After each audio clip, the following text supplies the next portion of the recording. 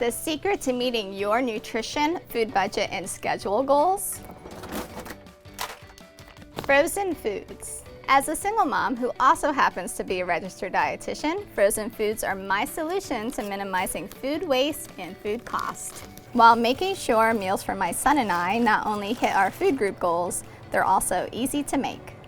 For example, breakfast is an awesome opportunity to work toward our daily fruit and vegetable goals. Thawed mango and broccoli from the freezer is a simple addition that will keep us feeling full and energized. Frozen foods I pair together for quick and nourishing weekday meals keeps us feeling good and our schedule's on task. Another benefit of frozen, the prep work is done for you, so there's less waste and you can go straight from freezer to cooking, like with frozen fish.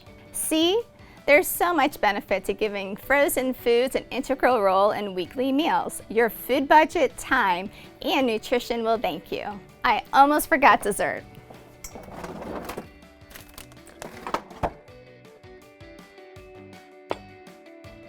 Learn even more of our tips to healthy living on BigY.com. Until next time, be well.